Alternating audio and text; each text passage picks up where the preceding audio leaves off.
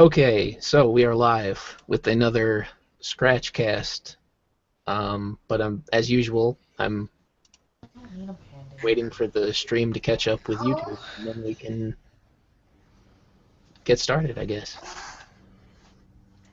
I'll just refresh again and again. I like how there's a massive delay. Well, live isn't always live, I guess. I guess not. Did it even work? Yeah, that's why whenever it's on the news, there's always that pause. Okay, well, it's acting like it's live, but then it's not Well, actually. it says live over here. Oh wait, here we go. Now it just showed up. Okay. Unfortunately, I wish there was a way to like edit out the stupid waiting period, because then it kind of ruins the rewatchability. Maybe it's just me. I'm too picky. Rewatching streams, who does that anyway? I don't know. I feel like not as many people do. I mean, the streams always have way less views than the regular videos for whatever reason. I guess short attention spans is a very popular thing these days. I'm guilty of that. I mean, I understand, like, in the sense that people have other things to do than sit around and watch like hour-long videos, but what I usually do with a longer one is if it's just talking or whatever, I put it on in the background while I'm doing something else, and that's helps you get through it, and you don't feel like you're wasting time. That's a good thing to do, I guess.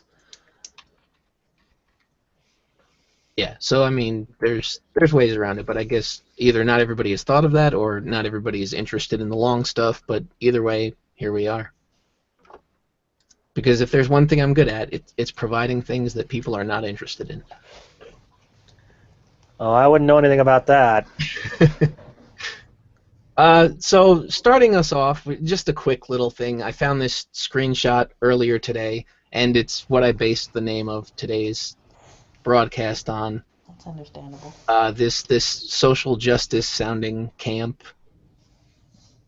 It says, "So, the time of year has come where the last many months of preparation is about to culminate in camp starting tomorrow. I will be moving to Woodstock Valley, PT, and not Chrono Trigger, unfortunately, until November 20th to co-direct the Discovery Center residential program with the most amazing team of humans I can imagine." Humans, you see that? 1,000 children, 11 weeks, countless community dialogues about racism, classism, sexism, homophobia, transphobia, Islamophobia. Okay, I love how they tack on Islamophobia at the very end there. It's like one of these things does not belong. Like, oh crap. They're completely leaving out the dogs and cats. I mean, they're making it only humans? I'm offended. With 5th graders and 6th graders, and adults too. More songs, oh boy. Team building games, dance parties. I mean, dance parties, that could be offensive. What about the kids in wheelchairs? What are they going to do? It's ableist. And hands-on activities than you can imagine. Oh yeah, owl pellets. Oh, lovely. I think that's the problem, is a lot of these camps have too many hands-on activities. All of which create stunning and limitless growth, so you can become stunning and brave when you grow up.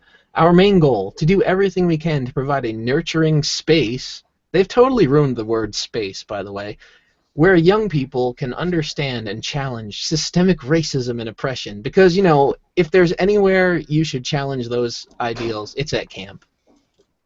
In Connecticut, no less. Privilege Central. Please send love, strength, resiliency, humor, patience, compassion, hope, naps, hugs, snacks, quotes, and whatever else might be needed to, and then the address. So I just doxed them live on stream. Well, technically they doxed themselves. No, that's true. But if anybody wants to go, now's your chance. Sign up now. You won't regret it, apparently. And here, look at this beautiful photo we have at the bottom. It's a very diverse group of young people, even body positive. Yeah, they probably just picked them off the bus stop or something, but I went to the website and there wasn't much information about what activities they actually do to teach kids about this stuff. So I guess leave it to your imagination. I did try to find out, but it's very vague. Hmm. I hear some familiar music. Yeah, I'm fighting Frieza. I don't know if anybody gets that joke. That was when the season 3 Funimation dub, like right before it premiered, and people were talking about how horrible it was. They're like, "Oh, they even stole music," and they showed a clip of Goku fighting Frieza, and it was playing the Mega Man X3 intro stage music. I don't know if I saw that. I think it was on Planet Namek. Okay. That's But we're off topic here. We can talk about well. That's all Dragon right. Ball Z fan sites at another time. That would be a good episode. I would like to do that. At Oh, some. I have a lot of opinions about one in particular. Oh man, we could send them the video too and anger them. But yeah, I get what they're trying to do when they do this crap, and it's like, oh, we're going to preemptively, teach kids that this is wrong. But I mean, what happened to parenting? Well, parents might say things that aren't necessarily agreeable with what we want to hear. Well, I mean that's Well, I would argue that maybe parents are sometimes where some of the quote-unquote phobias that they're quoting here come from. I mean, I know in my own personal experiences, I myself am not any of those classifications, in my opinion, but that can be debated, I guess. However, I had a really racist, homophobic grandfather that tried to beat into me a same similar mindset. okay. That's fair. Um, The only problem I, is the people that actually feel that way probably wouldn't send the kids that need to go to this camp to this camp. yeah, that makes sense as well. I mean, this is really going to be something that, for parents that already agree and like read it and they're like, oh, this would be a wonderful way to show my kids that. right, but the other thing, though, is that just because somebody has parents like that doesn't mean the children will agree with their views anyway. So, Yeah, I mean, most of the time, um, it tends to be the opposite, where kids tend to rebel against their parents' ideals, as often seen when it comes to religious topics. yeah, that was what I was thinking of. Yeah, there's plenty of that. But yeah, I actually have never had parents or grandparents like that. So I don't know. I guess I came from a progressive family or something.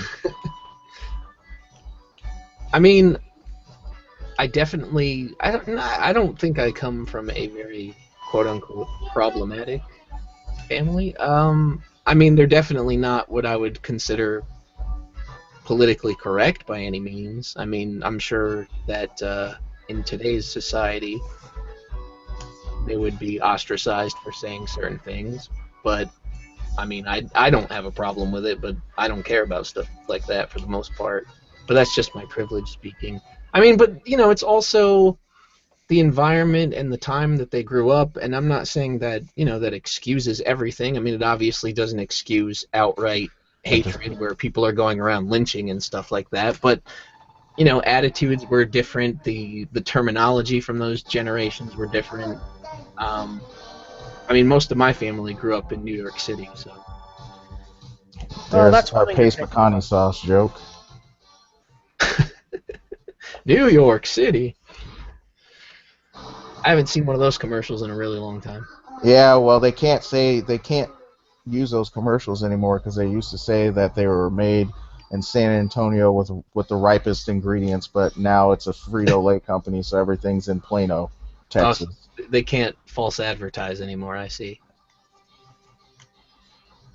Well, while we're talking progressive, I guess that we can move Call it on flow. to we can move on to the next We can dislike and move on to the next topic. Dislike and move on to the next topic. There you go. Oh, I actually scrolled to the bottom. This is a really important one. This affects a lot of people, okay? 5 gender-neutral alternatives to boyfriend and girlfriend. The amazing thing is that this was written 3 years ago. And in the very beginning or early stages of everyday feminism. I actually don't know when this website started. I think I might have tried to look it up once, and they were not very forthcoming. But you can probably look at the Who Is record and figure it out from there. I think we found it in, what, maybe mid-2014 or so? Yeah. Sounds about right. This is the kind of thing that you bitch about when you've absolutely run out of problems. First world problems, right here. Yeah. The very definition. Firstworldproblems.com is going to be the new name for this website. Realistically, this seems like a very, very minor problem when compared to being stoned to death for being sexually assaulted in other countries. Well, you can't talk about actual issues. Gender neutral anything is pretty light compared to that. But we better be careful. There's some kind of fallacy or something there. Oh, I forgot what it was called, but I know what you're referring to now. I remember hearing it on one of the Maddox podcasts, I think. I don't think that's where I heard it from, but it could have been. I know there's a Wikipedia entry on it, and I think it redirects to first world problems. Nice. Okay, let's dive right in. This one's not too long. I don't know about you, but I don't feel like declaring and then explaining my sexual identity when it's irrelevant to the conversation. What happened to representation? I don't know. Right? How's anybody supposed to know if you don't tell anyone? Yeah, okay, so I'm in love with my best friend. She's a woman, so am I. Well, shocking. Sometimes that information is required, but you'd be surprised how often it really isn't. No, I'm not really surprised at all how unnecessary it is. If you're a queer person who doesn't feel the need to go into details at the moment, or a straight person acting in solidarity with the LGBTQIA+ community, just keeps getting longer. Using gender-neutral terms of affection can work in your favor. How's that? Wait, what does the QIA stand for now? Okay. I don't know what I stands for, but I know Q is questioning, and I think A is asexual. Oh, is it questioning?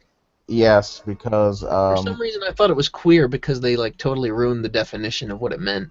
No, because there's a group when I was in undergrad that had LGBTQ, and it was for people who were either curious or questioning their sexuality, which to me feels like a ploy just to make people who could be questioning whether they're straight and actually are straight or whatever, who are not part of the group, to be part of it, so that they can basically all protest together and say, look, we're all oppressed. Okay, so the I is intersex, which is not even a sexual orientation or anything. Well, neither is T, or transgenders. That is true also. And there's A, which is asexual, which is the lack of an orientation. So I don't know why that needs to be there. Tell me honestly, do a lot of people get a lot of flack for being asexual? I mean, who's going to give them crap?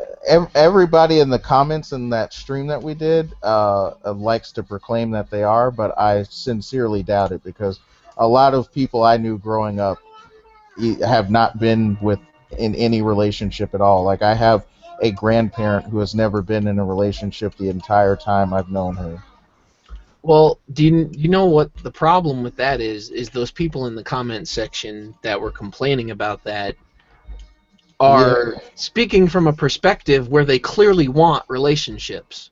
Yeah, that is the big clear difference is that the people in our comment section that were complaining were the people that were basically the ones that, oh, we have sex but we're not interested in it, or we don't experience attraction, and then they try to find all sorts of ways to get around the whole this doesn't count as attraction Oh, you excuse. don't understand. It doesn't work that way, Yeah. etc. Wait, hold on a second. So, is having sex with someone who's not attracted to you in any way, shape, or form, isn't that rape? Well, see, the excuse they claim is they're doing it to make their significant other happy, which I can tell you that whenever you do things like that in a relationship just to appease somebody else, it It's always works out. oh, sarcastic. I see. I can't help but detect a high level of sarcasm. Yeah, here I go with my disclaimer. As somebody who's been in relationships, I can assure you that doesn't work. But No, yes, that's what they like to do. you can only put on that act for so long, no matter what it is. I mean, eventually the real you is going to come out. You're going to end up feeling like you are living a completely different life than the one you want to lead, and it's just, you're going to feel resentment.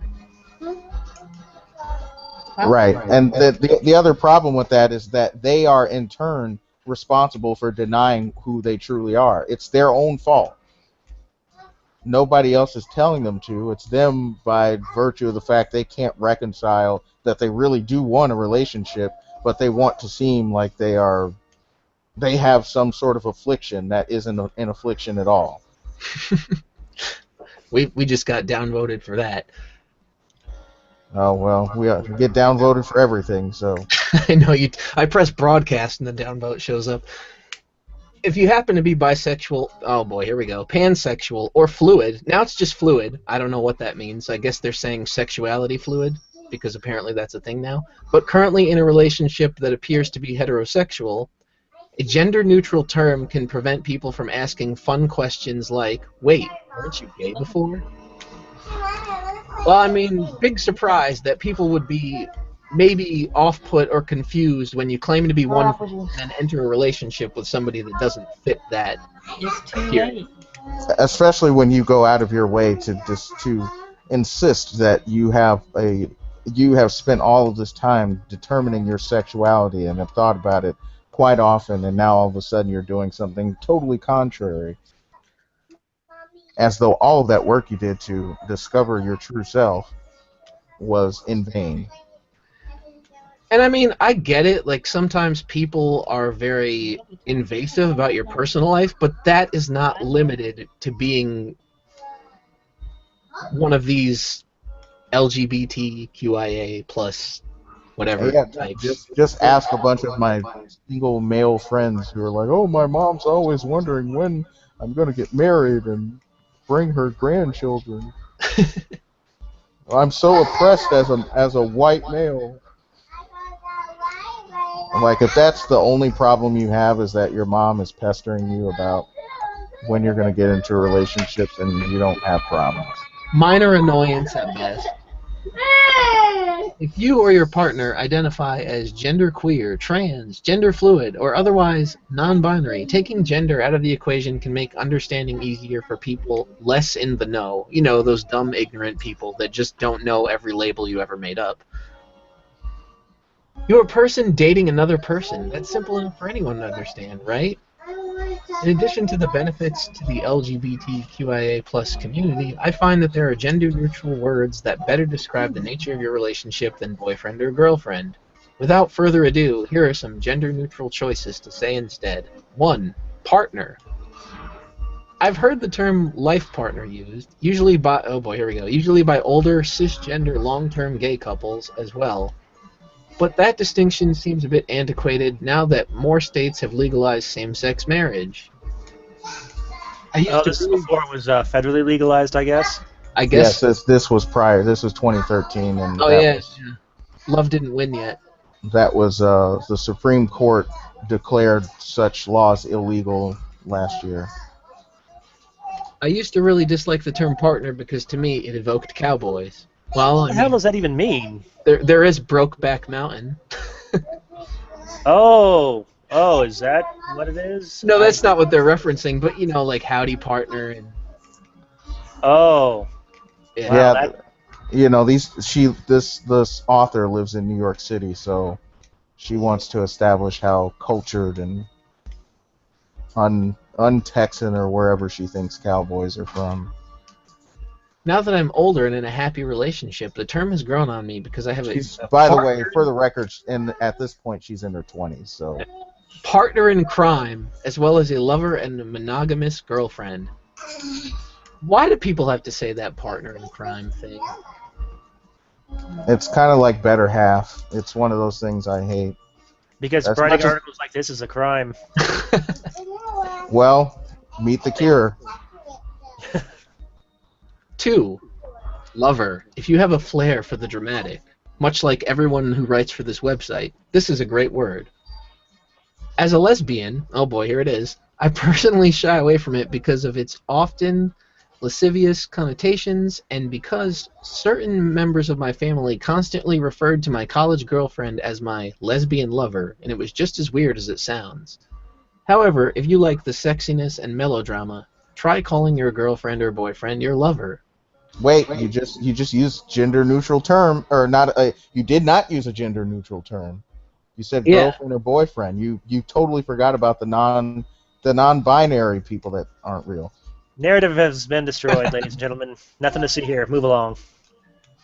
3. Significant other. Doesn't everybody use this one from Yeah. time to time? I love this term because it is neutral in every sense. It doesn't have the intensity of long-term commitment or overt sexuality implicit in the other gender-neutral terms I've mentioned so far. So this is a great one for asexuals, apparently. But it also makes a point that this person is someone significant in your life, and that's charming. Oh boy. So, I could... Don't they usually use the word other as a term where they are left out of the discussion or left out of representation? They say, oh, we're being othered and things like that. Yeah, I have seen them use something like that before. I can't say I'm familiar with that term, but I'll be honest. I'm not the most knowledgeable person in this regard. Something reference to Will and Grace. Yippee.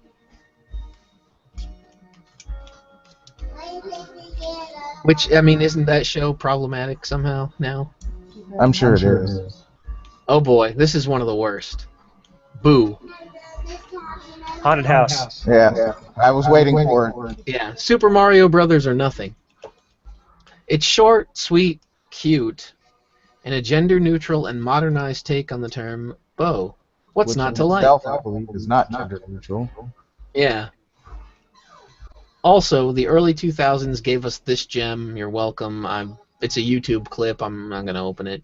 Actually, more the late 90s. But However, if calling someone your boo doesn't really fit into your dialect, or worse, if it sounds like you're mocking, oh god, if you're mocking African American vernacular English when you try using it, skip out. which, for the record, is the entirety of these writers. You run the risk of sounding racist, and I won't be taking credit for that. Well, whether you want the credit Then or you not, probably shouldn't have brought it up. you got it. This one's the best. This is beautiful. Goyfriend. So our Gentile friend. Yeah, isn't that a word for non-Jew? Yeah. If I'm not mistaken, goyfriend is a mashup of the words girlfriend and boyfriend. The word is portmanteau. Yeah, there you go. I've only heard it used by Ali Stroker in reference to her Glee Project co-star and partner, Danny Shea, but it's too cute and clever to exclude. If it applies to you, make it a thing. As if we needed more. Wait. How does it apply? I thought this is neutral, so everyone could use it. Why would it apply to just one certain group of people? I'm not even sure how it would apply. What are you saying that your significant other is? Some freakish mix of the two? They're just saying they're Jewish and their significant other is not. That's all. Okay. Waiting for that Goy T to show up so he can be our Goy friends. Oh, that's hilarious. Boy, that guy. Just take my compliment. All right, so I get. Wow. Okay. The last person that said that to me was a woman. So, and in that context, I should have taken that compliment more than whatever he was saying, which was really more of a backhanded compliment. It was an insult slash compliment at the same time. You used to be a cuck, but now you're really starting to develop your own mind. I don't know where you've been. Obviously, this list is far from comprehensive, but you should really talk to your partner and see how they feel about gender neutrality and dating terminology. Don't be surprised if the discussion is new territory for your partner. Don't be surprised if they turn tail and run. Don't be surprised if you lose your significant other. Thanks, everyday feminism. Thumbs up. A question you may encounter is, why even bother if saying boyfriend, girlfriend works for my relationship? Certain gender-neutral dating words connote a more serious relationship than boyfriend, girlfriend. Really. It's a sweet way to show the world and my partner that I'm in it for the long haul, but allows me more time to save up for an engagement ring. She just said that significant other was good because it didn't imply long term. Huh. Was that in there? I think it was a little bit earlier on. You're right. It says it doesn't have the intensity of long term. Wow. Okay. Way to be consistent. Good catch. Gender neutrality can also come across as mature, professional, and easier for others to comprehend. I mean, to me, it comes across as really nitpicky, but whatever, I guess. Alright, y'all come do my hugs. But only mature and professional individuals know the importance of gender neutrality. Lights out. So people that wear business suits? Y'all stay quiet. I guess so. Also, you don't want to be that person who rambles on and on repeating my girlfriend, boyfriend ad nauseum. If you're like me, you may use different terms in different spaces. Conforming. Spaces. Every time I see the word spaces now, I think back to Final Fantasy VIII and that space scene that just comes out of nowhere.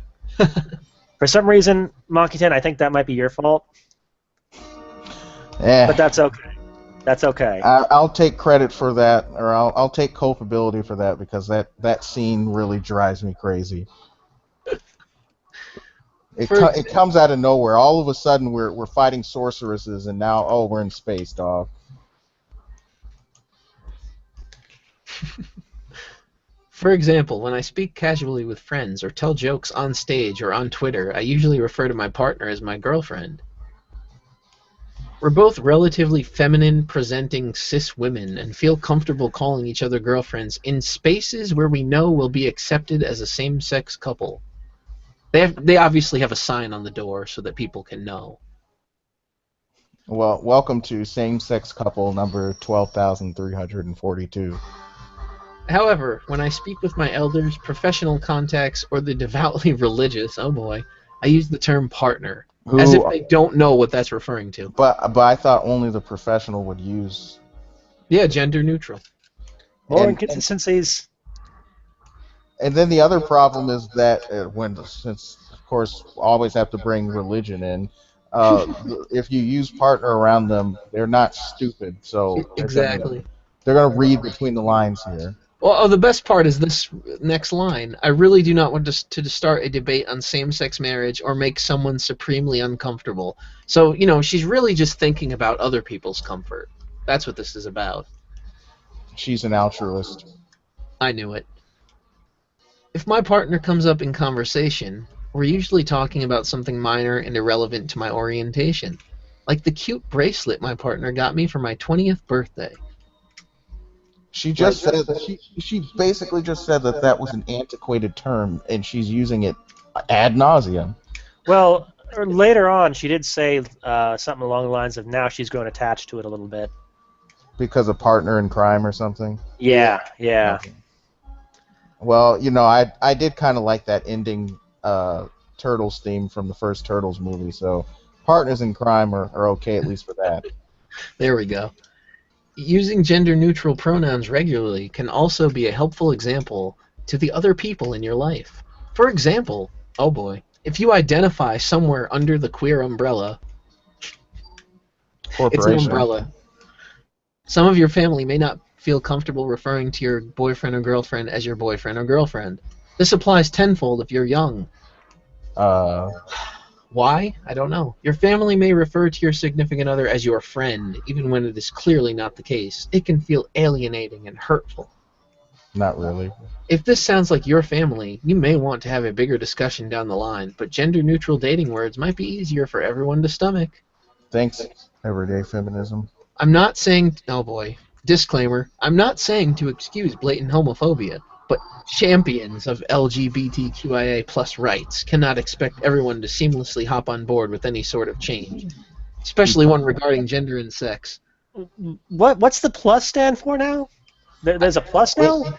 Anything they couldn't think of. Yeah, the plus basically indicates, well, we think we got everything, but in case we didn't, here's a plus so you can identify too. Oh, so that means that as a straight white male, I apply? Yes? Yes? No? I mean, I know they'll have a reason as to why you don't, but I would say yes. Well, they're including things that aren't related to sexuality, so Yeah, I mean that just seems claim you're a fair enough. POC and use that. Whatever your reasons may be, I hope this list helps you. I know it's far from complete, though, so that's where you come in. Talk to your partners and friends, and see if you can come up with more gender-neutral dating words to add. Let me know in the comments. I wonder if anybody actually bothered. Where's the comments? I see no comments. Oh. I You know- mean, I'm just wondering if it's my blocker thingy. You know what offends me about this article? I'm going to remove it for a sec and see. What's that? It's very language specific. It doesn't take into account that some of these words in other languages, because they have genders, it wouldn't apply. Oh, you know what I think it's doing? Is it wants you to make a comment on Twitter, Facebook, or Tumblr. Oh, Not maybe. necessarily on the article itself. That's possible. I'd really like to think that there are no comments, though. Just like, yeah, we're gonna let you just rot on that one. We'll keep that on you. Well, up Nice. next, Nice picture there. what, the screenshot here? Yeah, Yeah, perfect pause. one of my preferred King of Fighters characters She's problematic.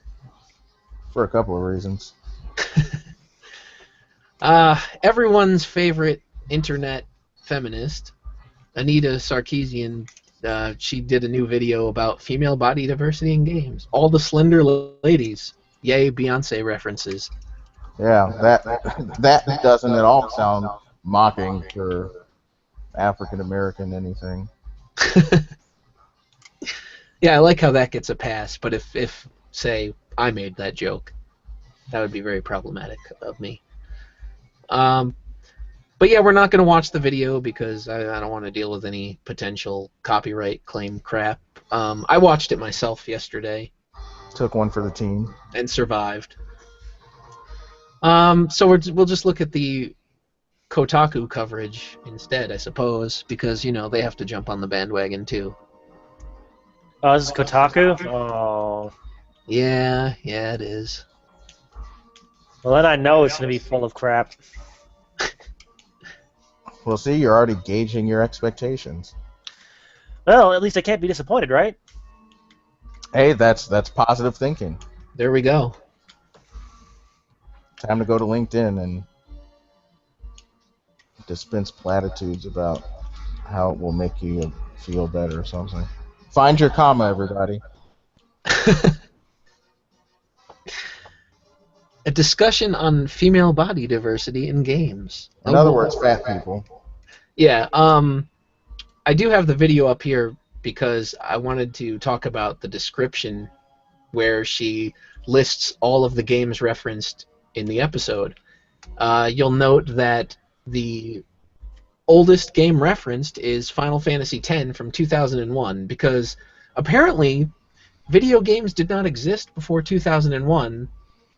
Despite that, it's Final Fantasy X, so there had to be 9 others preceding it. But No, that's actually Final Fantasy X. That's, oh, okay. Okay. The X means 10. Dang it. It should, but well, I know. history has been erased. That's how I felt about Mega Man X.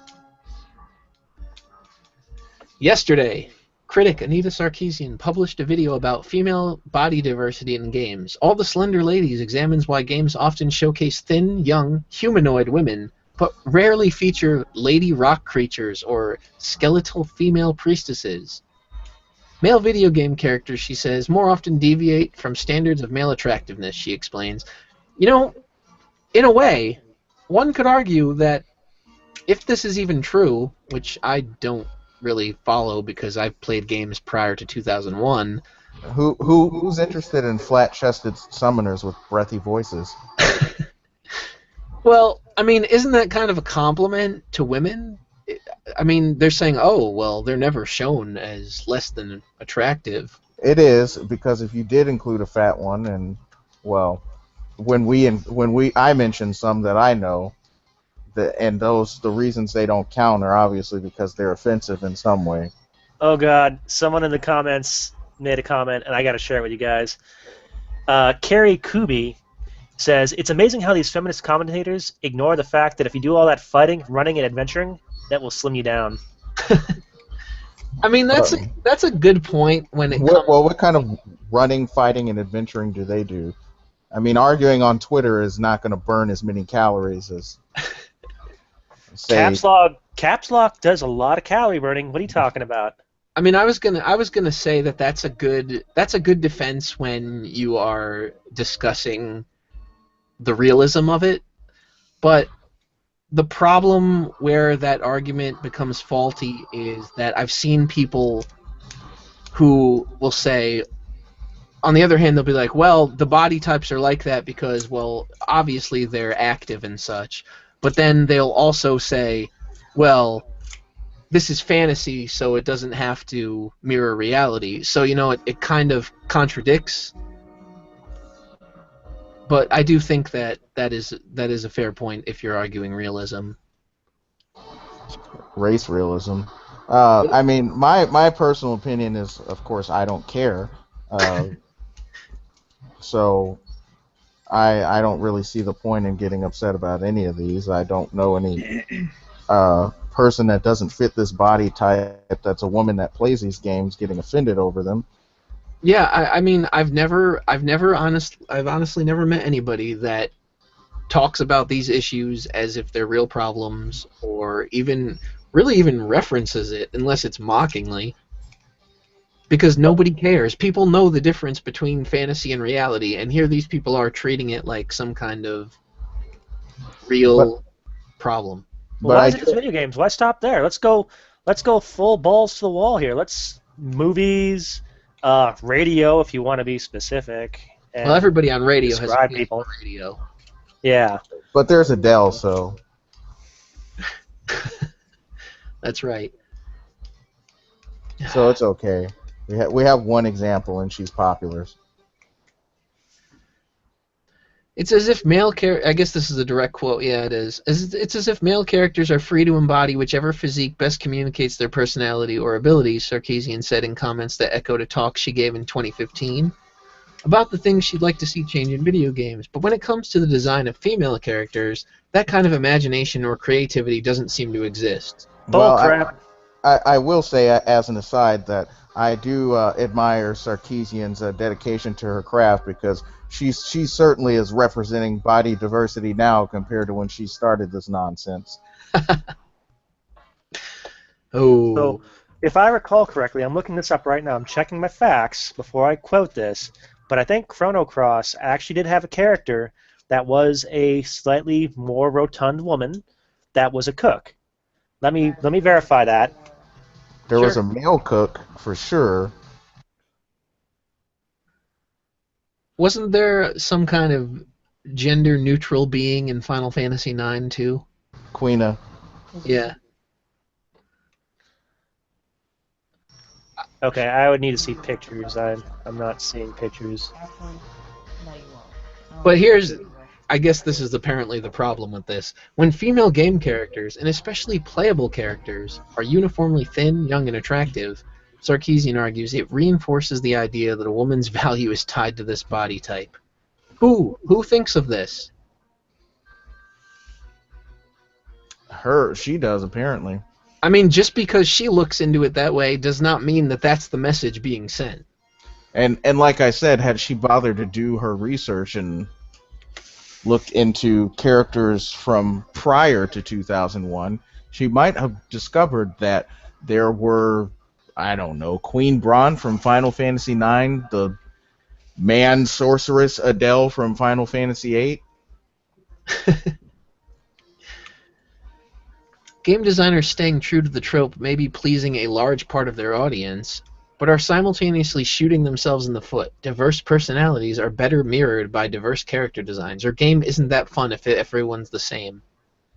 I don't know what games they're playing, but I have not seen that many games where everyone is the same, unless you're talking about Brianna Wu's game. And the last time I played the game, a game where everybody looked the same, it was called the Atari 2600, and that's because there were only 6 colors on the screen. Damn those oppressive hardware limitations. Yes, Riskman. She is not a cook. She is one of the other characters that you get, Mom, in one of the alternate worlds. Okay, so I was part right then, just not correct. Just on not the alt rest. right. But there is also an old woman, Spriggan.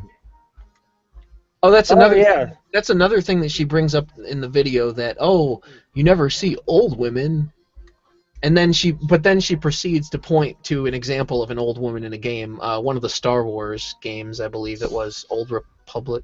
I don't know if it was Old Republic or something. Maybe KOTOR. That might be too old. Force Unleashed or Knights of the Old Republic 2. Could One be of those Force two. Unleashed, but I don't. It's been years since I played Force Unleashed. So not too sure. So, I mean, if you can find an example of it, clearly it exists, which leads me to believe that you have not taken a look at every video game to ever exist to make that judgment. Well, I mean, she did list her source material, which is probably the extent of the research she did. Wow, a whole, like 20 games or something? I mean, that's surely representative of the... I don't know, how many video games do you think have been released? I believe for the NES at one point there was like 93 at one point, but that of course has exploded.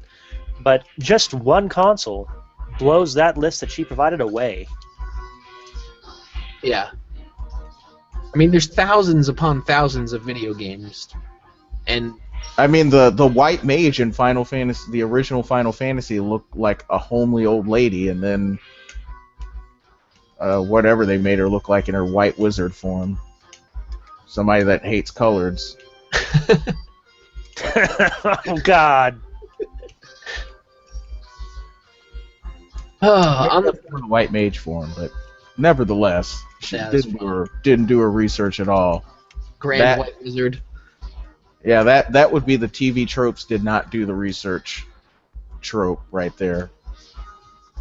On the player side, a dearth of body type diversity can affect self-perception. I don't need to perceive myself in a video game. Right now I'm playing a video game as a mechanical being that goes around shooting other mechanical beings that have computer viruses in them. Well, aren't you depressed you're not a robot now? Oh, yeah, well, then maybe I could understand the appeal of sex robots finally. So I'm going to go ahead and go out on a limb here and say that when I play as Dalsim in Street Fighter, I don't portray or believe that I need to be as skinny and as flexible as Dalsim is, because... Or Indian.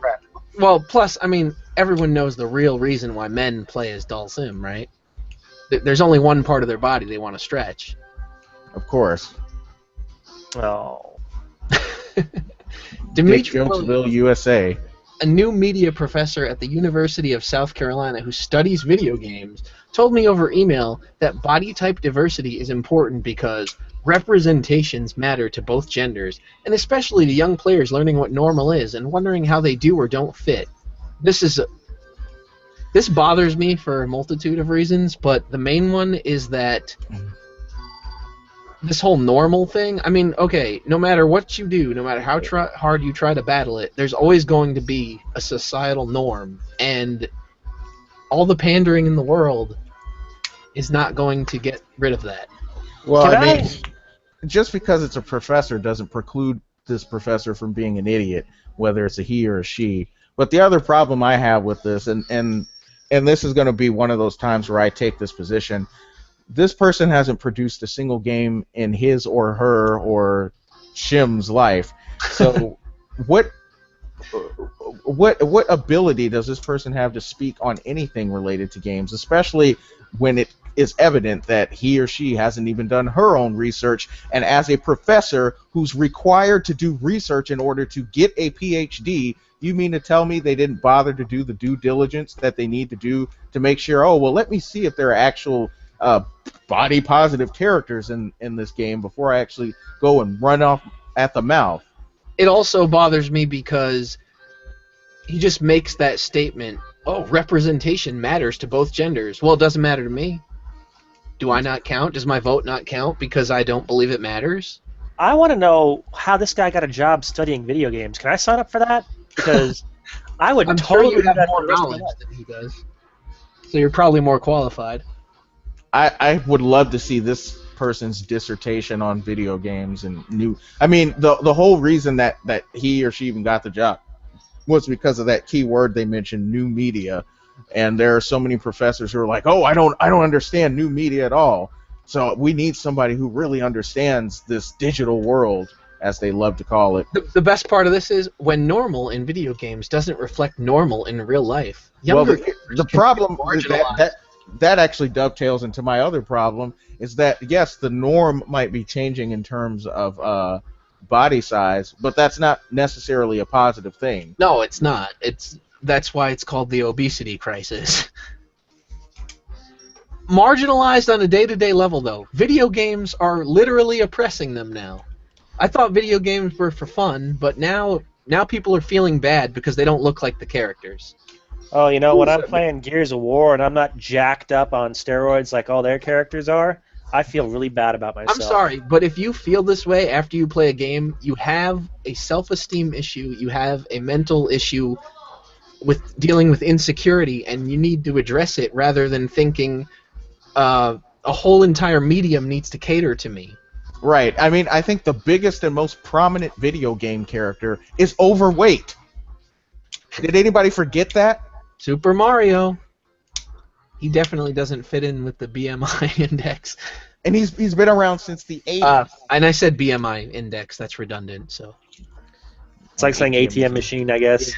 yeah, that was a slip of the tongue. That's all right. No one's gonna fault you. 40 lashes for me.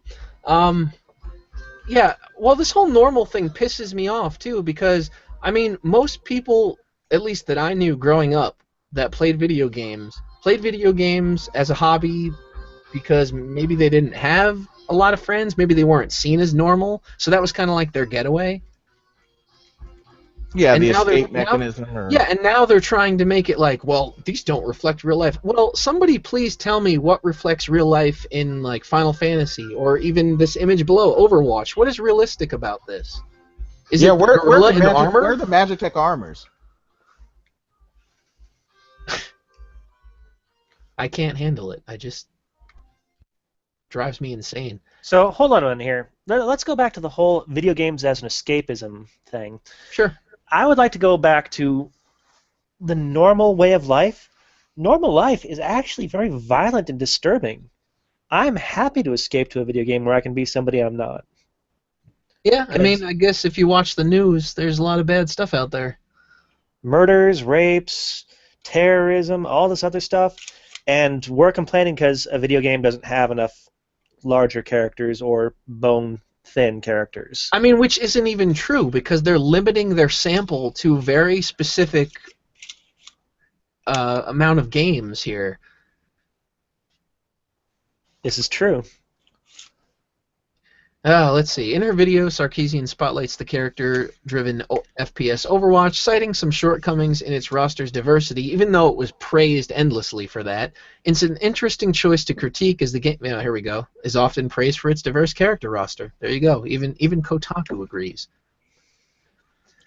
At 2014's BlizzCon, when Overwatch was revealed, Blizzard teased the male characters Reinhardt, I don't know how to pronounce that guy's name, Hanzo and Winston, whose respective body types are muscular, stocky, sinewy, and gorilla. On the female side, Tracer, Mercy, Symmetra, Widowmaker, and Pharah were showcased, all of whom are thin, Sarkeesian points it out in her How video. can she know? How can she know? I know Pharah. Pharah is wearing this big, huge mecha suit. Isn't there another character, Mei, that's kind of chunky, too? Mei is, a little larger, yes. She's wearing a really big fur coat because it's freaking cold as hell for wherever she is. But yeah, she's a little on the chunkier side. The best part is that I don't even play this game and I know this. So how could she not know? Because she took a bunch of Kickstarter funds and ran with it. Okay. Does that need me to say? Actually have to do work. For all the apparent variety and diversity in the heroes Blizzard showed off at the game's debut, there wasn't much diversity to be seen in the body types represented by female characters. But that wasn't even the final roster. The game's current lineup, which includes one character added since launch, is laudably more diverse. In Overwatch today, 12 heroes are male, 9 are female, and 1 is without gender. Is that a robot? Please tell me it's a robot. It is a robot, yes. Okay, thank you. That's good. I don't know why they couldn't just say robot. Well, they have to try to make it sound like it's a non-binary person. Yeah, robots tend to be just unary, but okay. Of the women, Zarya has the physique of a bodybuilder, Mei is larger, and Anna has the body type of an old woman. The gender ratio isn't 50-50, but 1/3 of the women deviate from female body norms in gaming. Overwatch is certainly getting there, and suddenly I feel like I'm in elementary school math class again. At least she knows her fractions. Proportions, I guess. Oh wait, another professor, Nicole Martins, a professor of media at Indiana University, co-authored a 2009 study on female body imagery in video games, and more recently, one last June, on how hyper-idealized video game bodies affect men and women. In our 2009 study, we analyzed over 8,000 human characters across 150 game titles. Only 358 were female, less than 5% of the video game population. Noting the full diversity of Overwatch's current roster, she added that Overwatch is a great step in the right direction. We're almost through. Rabindra Ratan, who researches the psychological experience of video games at Michigan State University, told me over email that body type diversity in Overwatch shows how far the game industry has come. Again, I want to know who's giving these people jobs. Give me one of these jobs. I want to know why they always point to the most recent example rather than being like, oh yeah, we looked and we found some games, so you guys can maybe lay off now. I mean, because I guess they because they don't do that. That reminds me of the thing. I'm not going to let that hijack this particular discussion. But something I heard on NPR yesterday, where some journalists were basically trying to justify the lazy journalism that exists today, and it basically just made it more clearer that there was an obvious bias and an obvious point of view. I mean, as a professor, somebody that has to write a dissertation, they inherently have to have their own opinion and viewpoint on something and slant. The problem is that it really is inconsequential to what they're talking about. So why this person gets to talk about anything is because, for those not in the know, PhDs need something to make themselves feel like they are doing something important. And so this trend of what people call social justice is just the latest fad to take over the wonderful world of philosophy doctorates, and therefore a person that seems like they are serious or worth inviting to talks and conferences, or to get cited in textbooks or whatever else matters, whatever they're measured on for things like tenure and all that crap. All of these things are important. So having this kind of position and then writing about it makes it seem more like this is scholarly and less like, oh, hey, I want to play some video games and I want to get paid some money. And then, in turn, the people that already believe this junk will point to these people to validate the point, even though it's still crap. right. It ends up being a cycle of fail. Because I had a professor who told me, like, he got invited to talk about, he was a classics professor, so Greek language, Greek mythology, all of that was important. Ancient Greek language, that is, was all part of what he studied, and particularly the writings of Homer. And so he was invited to talk about, like, the parallels between, I think, Homer and Buffy the Vampire Slayer. And these are the kind of things that people ask them to do so that they can have some kind of credibility in what they talk about, but that's only contingent upon the university that they're at. If they're at a university that is very well-to-do, has a great program, and therefore wouldn't want to talk about these kind of things, then this kind of stuff is looked down upon. If it's a university that doesn't have a great reputation but needs something to make themselves look important, then they'll get people that talk about stuff like this and do these kind of things so that they say, oh, well, look at the things we're talking about. I love this next justification. The wild success of Overwatch illustrates that most of the gaming public does not care to preserve gaming as a male-centric space, where characters are designed to satisfy macho instincts. So I have some very serious concerns about that sentence, simply because when I played Super Mario 2 in the US, also known as Doki Doki Panic, every time I got to choose a character, I was the princess, because the princess could fly. Yeah, usually chose her or Toad, who is androgynous, I suppose. Well, asexual. Well, androgynous is not an acceptable term anymore. Oh, okay. Well, isn't fungus asexual? Well, first of all, this is bullshit. They are, I think. Yeah, this is bullshit because this game came from Blizzard, okay? They're already a wildly successful company, so most of the things that they put out have a huge following. The public eye is on them. Second, Overwatch is a first-person shooter, which is a wildly popular game genre.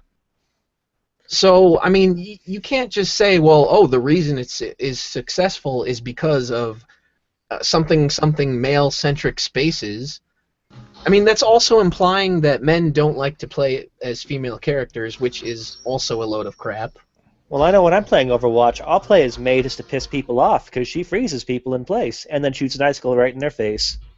Well, there you go. I feel like the people that are talking about this stuff could use a nice icicle to the face. Oh, now the Final Fantasy 4 joke comes back into focus, because I really didn't understand that. I used the Final Fantasy 4 quote where Kain says, "Do not fight now" with the Mist Dragon, and he says, "Fighting when mist will freeze you with breath." And a former coworker of mine assumed that because I put that quote there, I was playing Overwatch, and apparently never had played Final Fantasy 4, despite saying he played it. I guess he played it when he was a kid, maybe, and not since. Yeah, I guess so. So yeah, I guess now it makes sense, or now I know who the character is. So then there you go. There's another person that uses a female character that's a male. There you go. Let's finish this out, I suppose.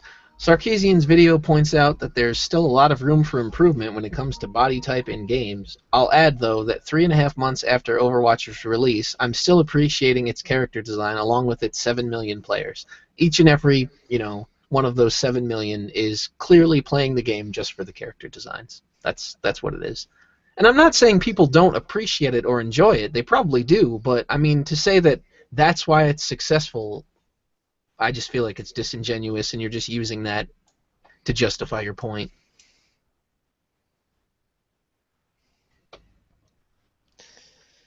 Now, I'm going back to the points that you made. Blizzard's successful. It's a first-person shooter. Yeah, those are very popular topics right there as far as video games are concerned. So, yeah. Yeah, I mean, it's probably all of the above rather than just one.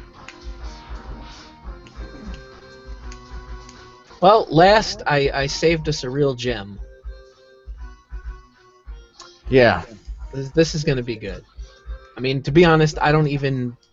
I kind of skimmed it, so I don't even really have my full opinion formed on it, but I guess we'll see how it plays out. This website is terrible. I don't know if anybody's ever been to it before. XO Jane. Every article I've ever seen on it is just opinion-based junk, usually regarding some sort of feminist or rape or something that falls under that umbrella. Op-ed without the ed. Yeah. So, this is titled, "My friends and I beat up my rapist, and I will never apologize for getting revenge." Really? Because it looks like it says, my friends and I beat up my, and then I will never forget, or, yeah, because rapist is clearly not showing up very well on my side. Oh, it might be because of the choice of... Well, Color you scheme. know that's ableist because they did not design their website to be accessible to people with color sensitivity issues. Yeah. Instead of working within a system that repeatedly fails sexual assault victims, I decided to take justice into my own hands. Dum dum dum. Here we And go. into her own hands, she means she got other people to do it. Spoiler alert. Okay, I just have to point out that in the very end of the URL, it's funny to me because it says pube x change. I see that now, yes. Well, yeah, I would say that the value of this article is about worth the value of pubes. Before he raped me, I considered Sean my friend. I decorated a cake for his birthday. I played my songs for him. He shared his closet-grown weed with me, but obviously, you know, the bond of true friendship. He giggled as I jumped in a pile of leaves. I trusted him. And then, 2 days after Thanksgiving, I asked Sean to accompany me to an all-ages show at the Bug Jar, a bar near my Rochester apartment. Since I was 19 and couldn't drink at the venue, we met at my place to pregame. Oh boy. I drank a half-liter of UV blue in 15 minutes. Does that require applause, or should we do jazz hands? Or So committing a crime already. Okay. By the time we got to the Bug Jar, I was slurring. Halfway into the first band set, I could hardly stand up.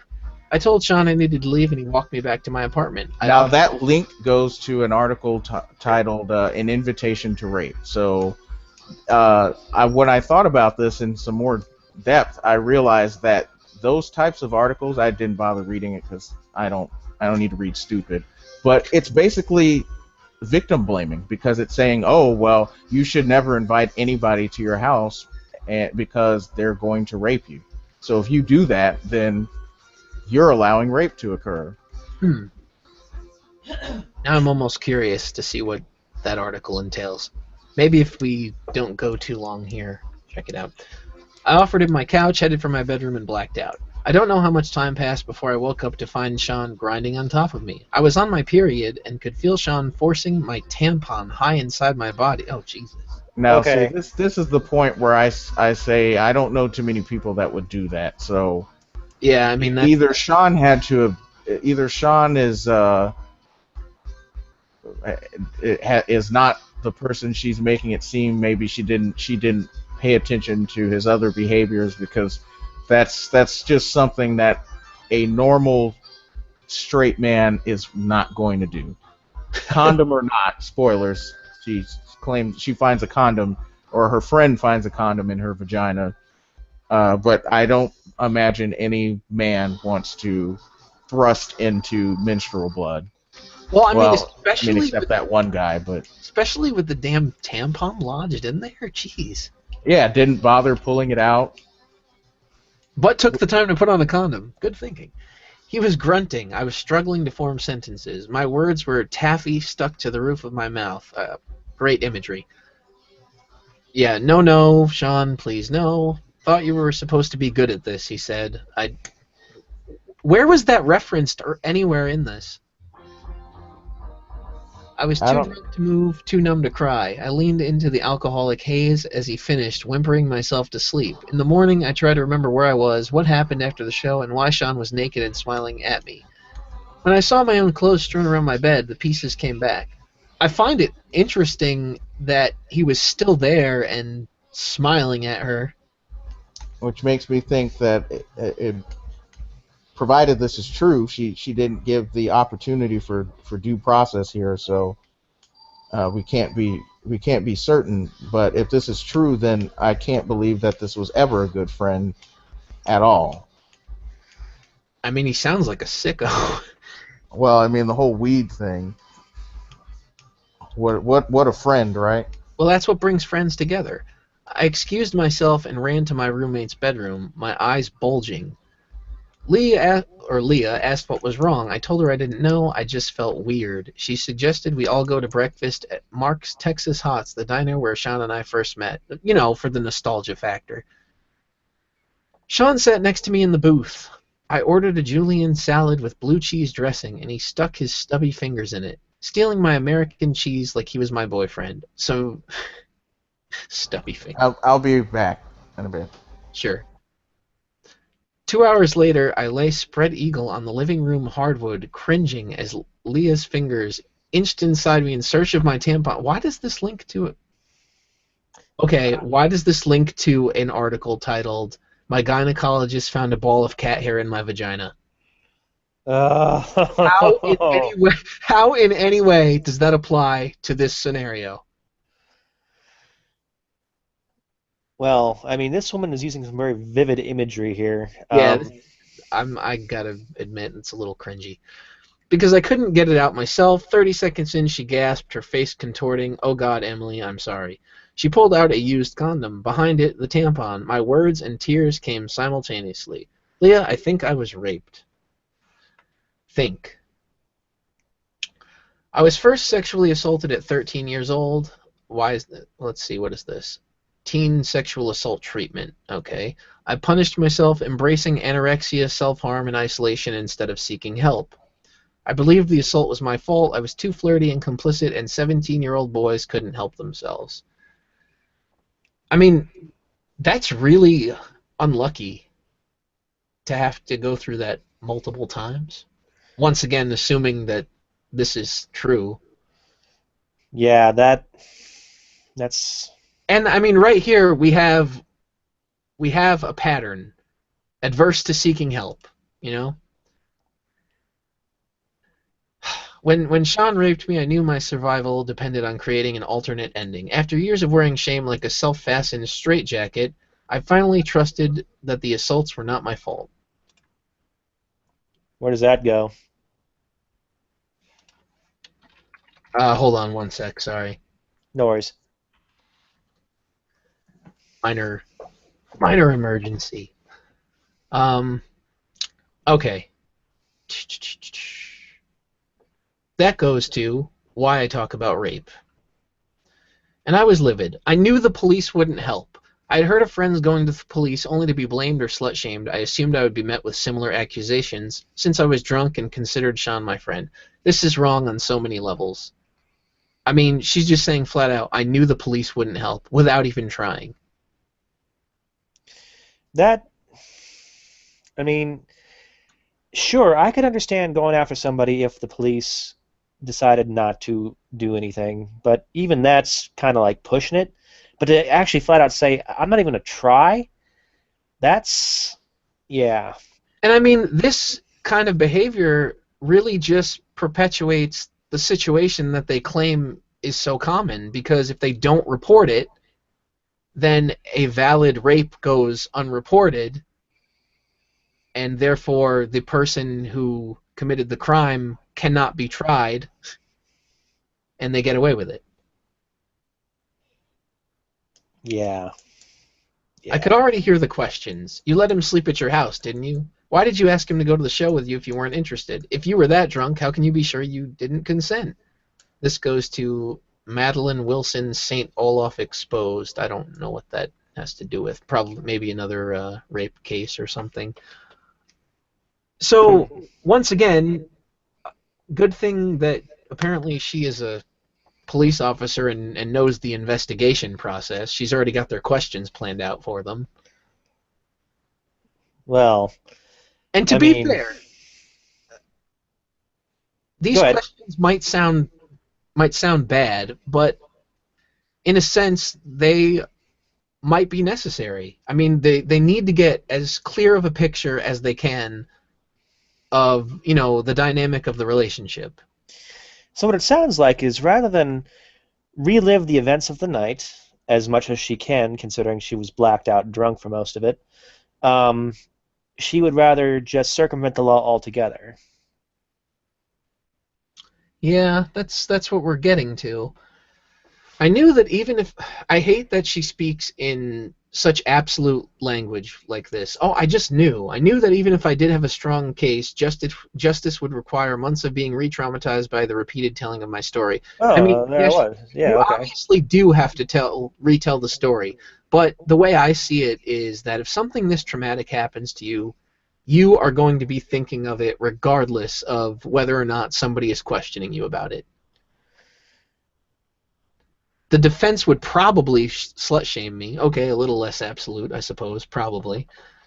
I would have to see Sean in court, and if I wanted to be taken seriously, I would have to go to the emergency room for a rape kit, subjecting myself to further violation. Well, I mean, you already let your friend stick her hand up inside you. I'm not seeing the problem when it comes to a medical procedure that would lead to the possible conviction of your rapist. I would think it'd be a small price to pay, to be honest with you, but that's just my opinion. Although, Yeah, why is the burden on her to go to the emergency room? Can't she just have the cops do that for her? That way she doesn't have to go there herself? yeah. I mean, I'm pretty sure they escort you. Okay, I was in. This is great. This is just now we got. No wonder the social justice people take media so seriously, because here we go. I was inspired by stories of women who sought vengeance. There was Lisbeth Salander, the fictional hero of The Girl with the Dragon Tattoo, who tattooed "I am a sadistic pig, a pervert, and a rapist" on her abuser. There was the pregnant woman in Turkey who decapitated her repeat rapist and brought his head to town. There was the woman who set her daughter's rapist on fire outside of a bar, and there was Lorena Bobbitt who cut her rapist husband's penis off. Wait, he was a rapist? I thought the claim was that he was abusive and cheating on her. Maybe I don't know the whole story, but I don't remember the rapist part. I don't remember that part either. Well, that's not important. We have a narrative to spin. I was tired of feeling like a victim and internalizing my pain. Instead of working within a system that repeatedly fails sexual assault victims, I decided I would take justice into my own hands. That was the quote from earlier, I believe. So, into my own hands, but here we go. I called my ex-boyfriend, a relative, and a friend, told them I had been raped, and asked the three of them to come to Rochester. I said I had a plan. They didn't ask questions. So, into her own hands means with a little help from my friends. My ex hopped a train from Indiana to Rochester, and the others came in from Chicago. Over the next 3 days, we held private discussions in my bedroom, met up with Sean's roommates, and talked to his friends. The consensus was that our plan was fair. Some friends and roommates he's got there. Yeah. I mean, they just automatically believed, like, oh, dude's a rapist, kick his ass. That's interesting. I mean, I don't see now. That gets into the territory of, once again, like, what kind of judge of character is this woman? Because, I mean, if her friends, or I'm sorry, if his friends and roommates just are like, oh, that's fair, and no questions asked from the sound of the story, that's a little weird. I mean, if you just assume that your friend and roommate is capable of rape, that's pretty serious and doesn't say much good about his character. Yeah. 2 weeks after the assault, we were ready. I guess after much driving while listening to rap music, My ex-boyfriend and I drove to Sean's house blasting Tupac's Hail Mary and rapping along to the intro, I ain't a killer, but don't push me, revenge is like the sweetest joy. I I'm going to have to suspend my disbelief, I guess, because that's just too cheesy comic book. Oh, man. It's like at this point, they're not even taking themselves seriously. yeah, I just on that paragraph alone, I have a hard time buying into this story that they're pushing here. Oh, that's beautiful. I'm sorry, I shouldn't be laughing. This is somebody's trauma. I mean, if the rape happened, which it might have happened, it might not have, I don't Oh know. yeah, it very well could have, but I mean, all rape is a tragedy. I mean, it is, but this, I have a hard time buying what they're selling when they play Tupac's "I Ain't a Killer, but Don't Push Me." The other two drove separately. We parked our cars a few blocks away from Sean's house, adjusted our ski masks, and clenched our fists. Ready? Ready. We walked through snow flurries to Sean's street. I approached the front door and knocked. Sean answered. Before he could say anything, my ex-boyfriend punched him twice in the face. Not once, but twice. Picked him up and threw him into a glass coffee table. All of a sudden it became a WWE hardcore match. The four of us ran to where he fell and administered blind punches and kicks, as though button mashing in Street Fighter. Yeah, Wow. I remember that rapist beater minigame in Street Fighter. Well, don't you remember? Dalsim was a total perv. So when Chun-Li does the lightning kick on him, that's just her getting revenge. Ah. I bludgeoned Sean's pudgy body with a sock and lock. That sounds painful. As my ex-boyfriend screamed, "You don't rape our friends and get away with it!" What a cheesy line. Couldn't think of something better than that. Couldn't have said, "Social justice, bitch."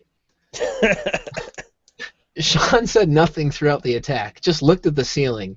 Maybe he knew he deserved it. I can't believe that he just lay there and would not even fight back. Maybe he was busy learning how it felt to be violated. As the others headed for the front door, I turned around once more and screamed, "Fuck you," in my own voice, as opposed to someone else's voice. The voice Sean had tried to take away from me. I lifted my weapon and whipped it hard into his stomach. So what she's saying is she paid a visit to Ursula before this and just now got her voice back. There we go. It of course required a mission where she had to get a kiss from a prince who apparently turned out to be a rapist. Disney would not go for that one. No, they just go for the Stockholm Syndrome Bill and the Beast. After the attack, we drove to a local tattoo shop where I got the words "Burn it to the ground" tattooed on my chest. Alright, this is getting ridiculous now. Later, the words were joined by two tattooed praying mantises, one of which holds a bleeding mantis head in its hands. I guess that means she killed the male, because praying mantises, the female eats the male after mating. Right. Which isn't rape, but, whatever. Bruises heal. Rape gets lodged in your stomach. Okay. Mind and spirit. Rape rears its ugly head in empty stares and cluttered thoughts and shallow sex. Rape does not end with revenge, however cathartic it is. Rape is a poison slowly working through the body. It is water torture. Drip, remember, drip, remember, drip. Yeah. Rape continues to live in my bed, in my limbs, and in my interactions with lovers and friends, because she has not sought out any professional help to get over her trauma. Well, I mean, she does have a point. I mean, I will say that I've not been subjected to that, of course, but there are things that the human mind doesn't process well without help. But as you pointed out, she's not going out to get the help, so. And I'm not even of the opinion that help is always effective, but at least trying, you could find out. Well, that's like trying to go to the police. She didn't want to have any part of that either.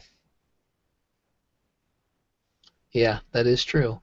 I know my past actions are controversial, Pacifists like my mother will read this and think, how is this any better than rape itself? Or, why fight violence with violence? Some people attempt to put me in the same category as Sean, labeling me as violent and irrational. Well, I mean, to be fair, in that state of mind, you're probably not thinking as clearly as you could, so I wouldn't necessarily think those are insults in this case. Well, here's the main thing I have with this whole plan. So, by not reporting Sean, she is letting him go free. But then she goes 2 weeks later and beats the crap out of him. He now has proof that they planned to beat the crap out of him. Yeah, That's so basically assault. what she did was now make him a victim, and there's nothing on record to say that he did anything first. Yeah, exactly. I guess that's my biggest problem with this article is, I mean, now this guy who's probably a scumbag, he gets one little, and I don't curse very often, so I'm going to be very frank when I say this, one little ass beating, and that's it. Wouldn't it be far more satisfying to know he's in prison for, a while, a long frickin' time? Probably being someone's girlfriend or boyfriend in this case. Oh man, that was great. Yeah, I mean that's how I see it, and I also feel like it's not fair because you don't know that just because he got beat up, he learned his lesson. And this is all, this is all speaking from the perspective that he's actually guilty. You don't know that he learned his lesson, so he very well could take advantage of somebody else, and that's on your head at this point. Well, yeah, I mean, they have a sex offender list for a reason. I mean, it's there to help protect people, and if people don't report things, people get away scot-free, and more people suffer. But then there are people like my father who countered my mother's disappointment with, Pam, this man raped your daughter, and there are arguments that my mother has finally come to understand. For example, the choice to seek personal justice in the face of an indifferent legal system. And that assertion, once again, that the legal system is indifferent, meanwhile, rape is illegal. I mean, you didn't even try. I could see that if you went, you had your fair trial, they let the guy go, then I could understand being angry, calling it indifferent, and, wanting to seek your own justice. Yeah, that would make a lot more sense to me, but from what I understand, the legal system's supposed to be indifferent. It's supposed to be innocent until proven guilty, right? Indifferent in the sense that, yeah, you're, innocent until proven guilty. Which is important. I mean, as unfortunate as some people may view that, it's important because innocent people have been accused of things that they haven't done. This is true. I share this story because I want women to know that there are alternatives to slut-shaming, rape kits, and re-traumatization. You can call out your attacker on Facebook. No, this is stupid. You can make flyers and post them around town. You can spread the word amongst your friends. There are limitless options.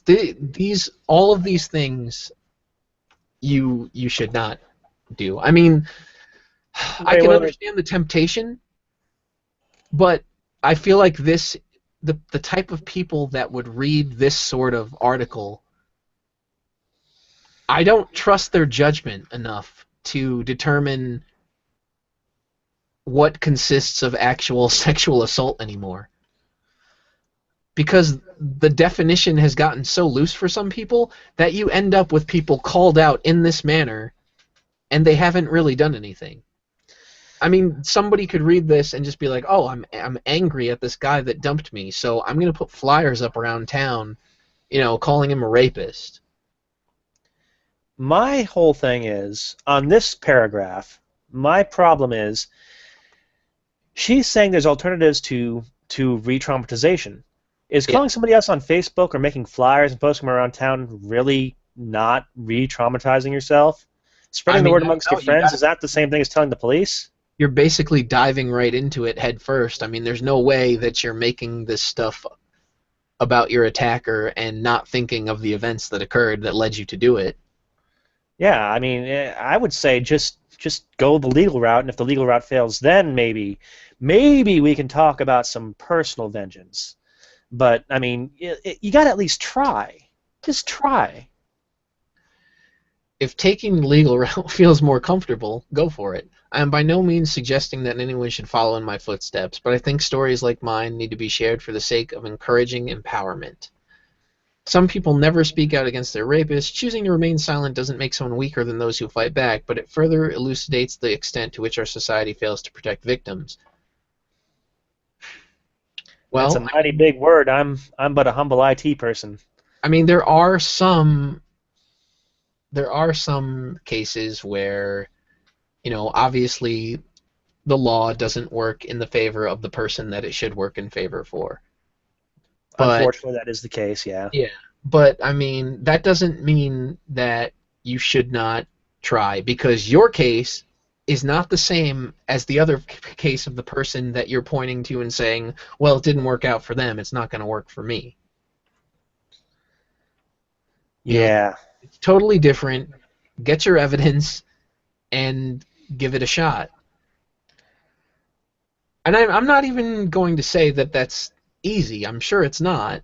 There's probably a lot going through your mind going through something like that. But Well, if not for your own personal state of mind, think about preventing it from happening to somebody else.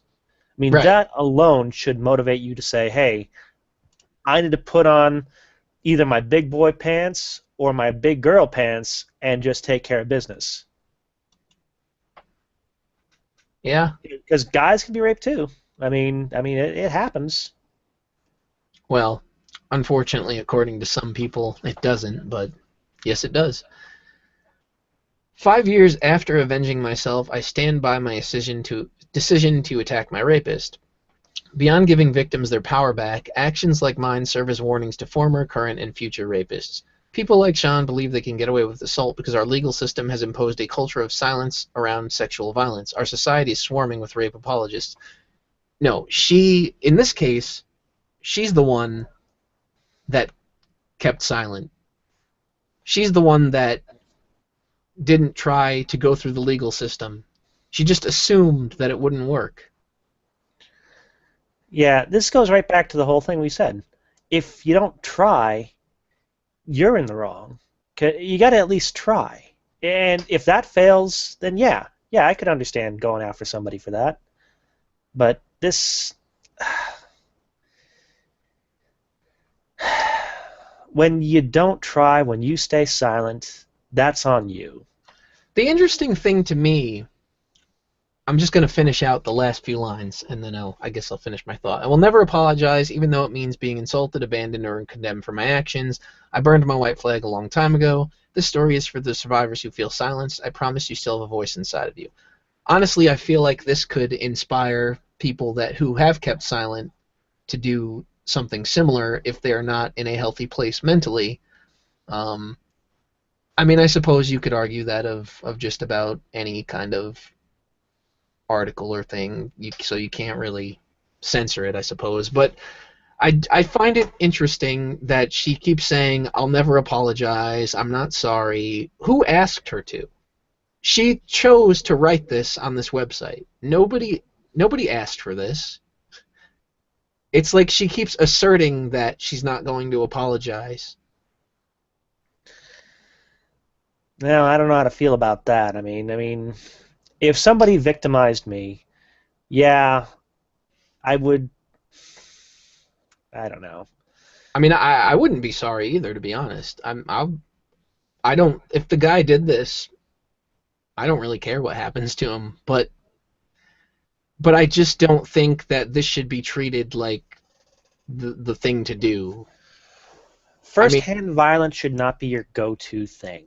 That is kind of what I am seeing as the root of all this. If the justice system fails, which should be the first step, in my opinion. Agreed. Then, if the guy has to get beat up after that because it didn't go the way it was supposed to, if the legal system did in fact fail, then I wouldn't apologize either. I mean, if somebody victimized me, the legal system failed me, I'd go whoop some ass. Yeah, I mean, right or wrong, and I know a lot of people would probably say that that's wrong, because Well, I mean, we do have to be fair here and say that, which I mean we already have, and say that the legal system doesn't always work in the favor of the person that it should work for.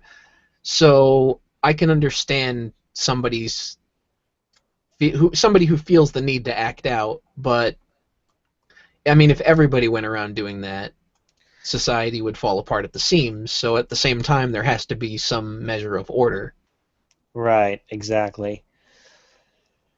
I mean, the legal system is there to act as a mediary. It's supposed to be there to protect us. It doesn't always work, like we've mentioned, but it's supposed to be it's supposed to be what separates us from the animals, really. I mean, if everyone who's ever wronged me in my life, I went after them, they're There'd be a big list. yeah. I mean, I'm more of the forgive and forget kind of guy as much as I can. But I mean, if somebody did something like this, yeah, there'd be no forgiveness. Hey, look, it says powered by Pube Exchange. Why is that a thing? I don't know. I'm pretty sure it's supposed to say Pub Exchange, but Oh, well, it's pube to me. Tomato, Comments tomato. for this thread are now closed. Too many people disagreeing, I guess. Oh, you have returned. it looks like this first comment here seems to agree with kind of what we're saying here. Yeah, it actually does. I like how this absolutely should have been anonymous. Yeah, now they can look up her name and... Oh, here we go. Nothing about her actions disturbed me. I applaud her actions. Sean should have had his nuts stomped. Stomp him in the nuts. Well, I agree. If Sean did this, he should have his nuts stomped. But, I mean... He will suffer for more than a week from it and deserves to be outed, so it absolutely should not have been anonymous. The trauma that he experienced from the event will stay with him. Maybe not on the same level as the trauma of being raped, but how does one quantify that? By the way, who gives a flying fuck what employers think? Is she looking for a job while writing this article, or is she telling the truth of her story for the benefit of other rape survivors? Stop thinking about yourself. It isn't about you or your job hunt. What is this person even talking about? I don't know. I guess because they're talking about... Huh. Weird. I didn't see anything relevant to that. Oh, wait, I see it. Yeah, but the funny thing about that is he's not talking, or I guess I'm assuming this is a he. They're not talking about their job prospects. They're talking about the writer's job prospects. So it isn't about you or your job hunt. It doesn't even make sense. Yeah, nobody really cares about what Sean is doing at this point. I don't think they ever cared. Go back up to that comment a moment. I want to touch on something here. Sure. So, it says here, he deserves to be outed. Sean wasn't outed. We don't know what his last name is. Sean was not outed at all. All that happened was a few friends went over, whooped his ass, and left. He's going to suffer for a week, and that's it. He hasn't learned anything. Yeah. This dumb deserves more. Sorry, I just had to throw that out there because this Jado person was like, he deserves to be outed when he wasn't really outed. Yeah, in fact, he was protected, if anything. She gave her full name, but not his. Yeah, and I mean, she also made sure that he's never going to go to jail for this. So, I mean, she screwed herself, whether she wants to believe that or not. I mean, at this point, she can't because she has to believe that she did the right thing so that, she can feel better about what happened to her. But really, she didn't do herself any favors. He got away with it. Beating or not, he got away with it. He'll recover from that. He probably did recover in a couple of days. Let's give him the benefit of the doubt and say it was a week. That's 1 week compared to a lifelong of trauma. And it doesn't really feel like she gained anything from that. Except for what looks like to be a very nice tattoo. And this written piece. Oh man, That doesn't really sound like she's coped with it at all. This because comment she section. spends more time justifying what she didn't do and what most people would have told her to do than. Well, remember, I mean, it's very problematic to suggest to somebody what they should do after they've suffered a trauma, even though they're not clearly thinking after something terrible happens to them. So they may not make the best choices. Well, she waited 2 weeks to do this. Yeah. That constitutes That becomes premeditated at that That's point. premeditated, yeah. Well, like I said earlier, you know, there isn't anything on record that he did something wrong, so this just looks like straight up assault to the police. Yeah. And I guess, I mean, she put a lock in a sock. That's pretty dangerous. I mean, depending on the size of the lock, that could probably be like assault with a deadly weapon or something. Like I said, she ends up just committing more felonies than he does. You know, I really don't want to bash somebody who went through a traumatic experience. I really don't, but I cannot justify this woman's actions at all. And she feels more like what she ends up doing is more victim blaming. She hasn't given the man's name, or his last name anyway. She gives her name out.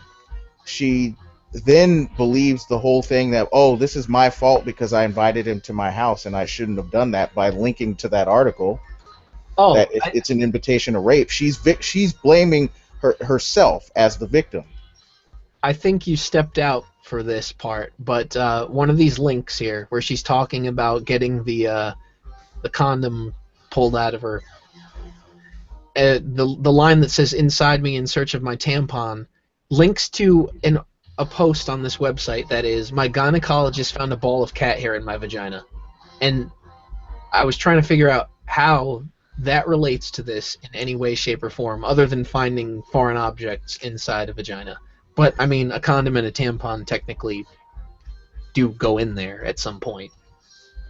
But cat hair? Really? Yeah, that's if it's a big clump of hair, yeah, I'd be a bit concerned. I mean, if it's like a little strand of hair, well, okay, you know, cat shed. Yeah, apparently it's a ball. What happens when cat women love their cats too much? Well, maybe she was trying to smuggle them out of the country. Yeah, that is possible. Or that just adds to another layer of pussy jokes. Yeah, probably. I'm not even gonna read this, but wow, okay. This is that kind of article sounds really Kotaku caliber. Oh, I used a video game to kill a spider. I still can't believe that's a thing. Yeah. Okay, and this is even better. The Thanksgiving line links to one that is, "Screw your family, throw your own Thanksgiving for your people." Wait, your people? What isn't that? What people? What does that mean? I don't know. Maybe they're celebrating the Native Americans who were oppressed. I don't know. This website is garbage. Well, it is powered by Pube Exchange. Valid point. Maybe it was cat pubes. Maybe that's what it was. That's how it got stuck in there.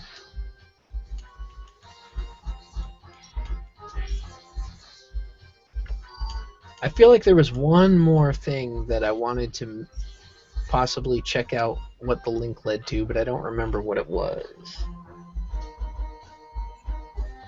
Oh, the invitation to rape. Is there such a thing as an invitation to rape? Because I believe rape means you don't want it at all. So there's really Which no then invitation. that once again that goes back to you're blaming the victim. You're saying, "Oh, you invited this," and now we're telling people who are potential rapists who would never read this anyway, these are not invitations to rape, or they're telling possible victims who are saying, you know what, this isn't right. But you should need that. If you don't want it, it becomes rape automatically. Oh, 31 things that are not an invitation to rape. Yes, but using the term invitation, I mean, what I'm saying is the language in general, Yeah, not it whether does. it's positive or not, Yeah, is it makes it sound like there is a such thing as an invitation. right. Or just the idea that anything is an invitation means that, oh, you brought it on yourself. And now you're either reading this because you're a potential victim saying, oh, if somebody does this, they're wrong, or you're a potential rapist, which they would never read this. Yeah, And this is education for them. But what I'm saying is that a victim shouldn't have to read this to say, oh, here are things that are wrong. The fact that they say no is sufficient enough. right. I mean, and if they were going to do this, 31 things, why stop at 31? Just say nothing is an invitation to rape. And then that becomes my problem with journalism, if we want to call it that, because it's explicitly at odds with doing actual social good, because they're doing it so that they can also get clicks. Well, that's the thing. If you just said nothing is an invitation to rape, that makes for a very short article. When you add 31 innocuous things, then you've got an article. You can fill that page up and get some clickbait going.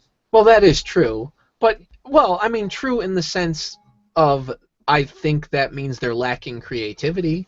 I Yeah. mean, you could easily come up with an actual essay about why nothing is an invitation to rape, or things that are give examples as to things people supposedly imply are an invitation. But ultimately, the message would be there is no such thing as an invitation because rape is not wanted by default, by definition of the word. Exactly. And I mean, it's typical stuff, too. Oh, the short skirt and heels, intoxication. Well, like, no shit, but actual rapists don't care about this. What does being unable to say no mean exactly? Uh, near. Inebriated, I suppose. Yeah, Well, something about, intoxication is right above it, so. yeah, it links to something about a near unconscious, giving consent. Right, but the problem there is, if you're unconscious, it becomes very hard to say you consented to it. Yeah. So once again, this sounds like victim blaming, because it's like, oh, just because you're unconscious doesn't mean that whoever is making that justification is a rapist, and nobody's like, oh, well, yeah, if they're unconscious, totally cool. And this is actually something that annoys me. So another thing I heard a while ago on NPR, they were talking about this very subject, and they were talking about how they were teaching young kids not to rape, which I don't understand how they can do that. Oh But my it's extremely biased, because the parent was like, oh, well, I have some daughters and I'm teaching them what not to do, but at the same time I'm also teaching my son what to do. So basically saying so that he doesn't get in these situations where it could be questionable, but it was always putting her son as though he would inevitably be a rapist. And it's like, that's not how it works. If somebody says no, then that's it. Yeah. It's not, oh, well he was drunk and she was drunk, and no, if he had said no, it would be rape just the same. But she never even considered that as an option. It was just, oh no, my daughters could be raped and my son could be a rapist. So that once again goes back to, we have this idea of who the victim is and who the perpetrator is. You don't know who's going to be whom, because once again you could get to this situation of being unconscious and you could not consent to it, and it doesn't matter at that point. You're unconscious. Nobody's going to go and say, oh, well, it's totally cool. I mean, some feminist idiots will say, if a man was unconscious, oh, well, he probably wanted it anyway. But Yeah. but those idiots aside, anybody else who was like, well, this person couldn't consent to it, is going to say this is rape. Yeah, that's a huge problem, where you leave out half the population from being potential victims and always being the attacker. Right. And I think in my eyes, that would make it easier for female perpetrators if they were looking for female victims, because then the idea is that it's always going to be a man. Yep. That And is then also true. and then you get these things. Oh well, and then you go right back to the circle. Well, I thought it was an invitation. Well, if the person said no or wasn't interested in you at all, you know, you can't say that it was consent. But because they do things like this, it makes it hard to it makes it hard for the saying or the phrase "no means no" to really mean something, because it's basically no means no with an asterisk. No, no means no as long as you're a woman. Right, if you're a man, well, you were asking for it. Even though you said no, you didn't really mean that. In your mind, you were thinking yes. I feel like there was a Law and Order SVU episode that covered this, and surprisingly, they allowed a male victim to exist. And Well, at and least there's the that. rapist, one of the rapists was the second April O'Neil in the TMNT movies, the good ones or the older ones. Oh, okay. So that was very jarring to see TMNT 2 and 3 April O'Neil raping somebody, but you know he asked for it, of course, and he was a sex worker, so that was the other justification. Ah, he's always working, I guess. Right, even though they tied him up and there were multiple women, and I like that the excuse was, well, you know, they're women and he could take on 3 women, but I think like bonobos or something like that. That was the whole thing about the bonobo species, is that because of uh, how close the females are to each other, it becomes like if any male bonobo comes close to them and they don't like them, they can gang up on them, and even though they can overpower an individual one, they couldn't overpower a group of them. Hmm. Yeah, I mean it's interesting the way that they portray these things, where it's always so one-sided. Well, that's why it just feels like it's like, okay, let's find a way to get clicks, and they're not really interested in actually having people cope with this kind of abuse. And the problem now is, I mean, the gendered problem aside, they're always saying, "Oh, well, it's okay if you don't go to the police." No, no, it's absolutely not okay. I mean, if you don't go, then you're just helping the problem that you believe to be a problem continue. Right, and there are people that say, well, if the person's not comfortable, you need to respect that. And right, you as a bystander can't press charges anyway, so you can't compel them to press charges against the person. But certainly not doing anything about it, it's only going to lead to confirmation bias like this. Well, the justice system is biased against women. Like it really isn't. As long as somebody makes the claim, whether they're guilty or not, they're already guilty in the eyes of the public once the media hits it. Yeah, I mean, the guy's life is pretty much over at that point, guilty or not, which is also not a good thing. But I mean, that's a hard thing to control. Right. I mean, it's bad if it's somebody who really didn't do anything, but then we're getting into another topic at that point. The whole, perhaps if people weren't all, if hookup culture wasn't a thing, perhaps it wouldn't be as much of an issue. Yeah, I had planned to. I feel like I left a comment on a video somewhere regarding that, and that was along the lines of something that I said, but I never got to address it anywhere in a video. The only other thing that I can think of that maybe we could address really quick is it's been a flavor of the week topic with the whole YouTube and demonetizing quite a few larger channels,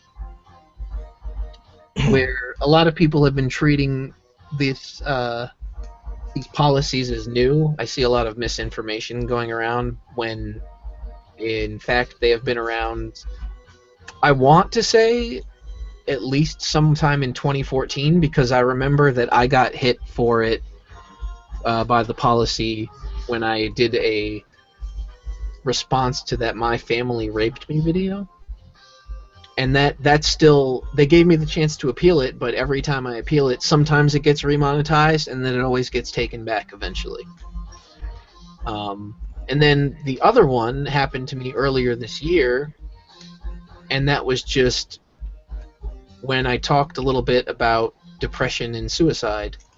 And I mean, I imagine it's because I put depression and suicide in the title, but it strikes me as odd because I wasn't promoting those things or anything. Basically, just an algorithm runs and they hear, Yeah. see certain things, and oh, those are taboo topics, whether you're trying to be constructive or not. But I made a video talking about that when it happened to me, and I didn't, and I know I don't have a massive reach or anything, but there wasn't much of a response to it. Like, I put it out there, I put the information out there, and nobody was like, we need to have a movement, to change this. But now it's happened to a bunch of larger channels, and suddenly it's a problem, and we need to enact change. And hashtag YouTube is over, or whatever that thing was, which makes me I have a hard time taking it seriously at that point, because it only becomes a problem when it hits the big guy's pocket. And I understand that they have a wider reach and more subscribers, but even then, I know I have some crossover with some larger channels. So I mean, at some point you have to think, oh well, I at least have to have some of the people that would care about this. Well, and I think in the case of the crossovers you have, these are the same people who are like, oh, this event happened to me. Well, you need to tell insert large YouTuber here so that they can basically rally the troops against whatever happens. And even then, that's saying that they're willing to listen, which I don't buy for a second. The only way that they're going to be willing to listen to something is if it benefits them somehow. I really don't think that we're in this community of nice guys looking to, give back. No, I mean, And I don't want to do that. Like, I don't want to reach out to some other channel. Like, I want to do my own thing and not be mistaken for part of some community that I don't think needs to exist. So, I mean, maybe you could say, oh, well, you're not reaching out for help or whatever. And I don't even want to start a movement or anything. I just think that it's funny that it only matters when it happens to PewDiePie. Yeah. or that other guy that in that one video you made whose name was blocked out. Oh, that's where it all started from. It was that guy. The one video with Jacqueline Glynn's highly intelligent face. I've seen some of his videos. I mean, he doesn't seem like a bad guy, and when he talked about it, he did mention like, oh, this could affect smaller channels. So, I mean, I'm not going to say just because a guy has a lot of subscribers, he's a dick and he only cares about himself. But most of the time when you see those things, that does seem to be the way it is in general. I mean, and when it comes to people with massive subscriber bases, like in the millions, like he has, I can only imagine that he receives buttloads of messages from a variety of people, and it's impossible for one person to read through them all. So I can understand, in a sense, how something would get lost in the shuffle. But I feel like viewers...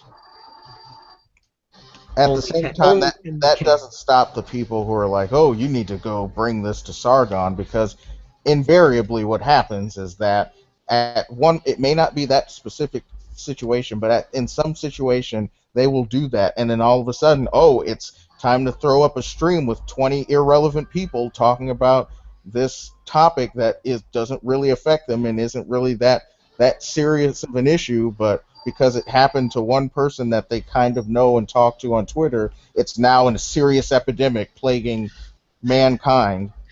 And let's be real. Part of that is to have something to talk about that's going to catch the interests of people and get some views and stuff. Which it's become a business for a lot of people. So in some regard, I can understand it, but in another, I'm always of the mindset that I'm not going to make content just to talk about something just because other people think it's important. Like, if I don't feel like I have something to add to it, then I'm not going to bother because it just doesn't matter to me. It's not really on my radar.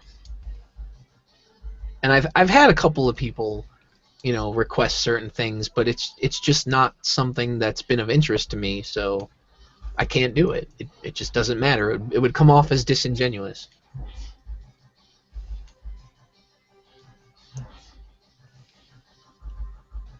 Uh, the only other thing I can say about that is that people are always like, oh, well, it's going to destroy their livelihood and such.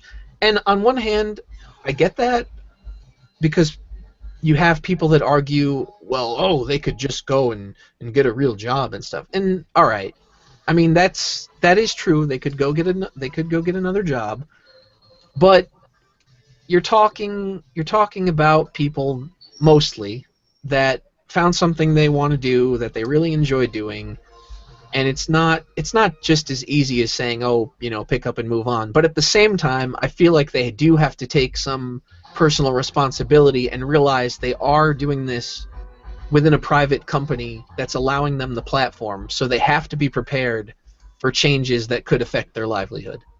They should have a backup, especially if you're going to rely on somebody else's business to fund your life. I think the cliche for that is don't put all your eggs in one basket. Right. And a lot of these guys get the bigger channels. They get a lot of views. I'm sure they get sponsorships. In addition to the ad revenue, some of them have Patreons. In addition to that, they should be saving their money and responsibly, so that if hard times hit, they have a chance to regroup themselves. Well, like you said, a lot of people that are bigger do have sponsorships. It's not like they're going to be hurting for money. Yeah, they do have alternatives, and I think some of them are popular enough that they could continue to live off of it, even if they do take a hit. I'm not of the opinion that YouTube should be doing this, but it is their decision ultimately. That doesn't mean people can't criticize it, but at the same time, at some point, if they're not going to change, you got to come up with an alternative. Because you could complain and complain, but it might not matter. I think that would be a mistake, personally, but it's their call. Well, that's the problem with doing business on a public platform. If you had your own video hosting website, you could do whatever the frick you want. Yeah. But I don't know. Supposedly they're not even allowing profanity anymore. So, this stream alone is banned. well, not banned, but unmonetized or demonetized. Maybe that should have been the name. This Demonetized? Video yeah. We'll have to do that next time or something. This video is banned or demonetized. I don't know that. But I wonder if you used demonetized, if the algorithm would pick it up and actually demonetize it, just because it would assume that it's talking about a controversial topic or something. That'd be hilarious, actually. It would. Like when I make videos now, I kind of try to be careful with the title. I've put up a few that have bullshit in the title, and knock on wood, they are okay so far. But I don't know how long it'll last. But gender fluid is real, and it's 2016, and you need to accept that people can be whoever they want. Yes. It's not hurting anyone. Remember. Just Okay. like, just like this going and attacking your rapist isn't hurting anyone. Die, cis scum. All right. Well, I think we're going to wrap it up here for the evening. It's about a 2-hour show, I think. So thank you everybody for watching. I'm not sure when the next one is going to be, but whenever we feel like it, I guess. Thanks for watching, and we'll see you next time. See ya. Take care.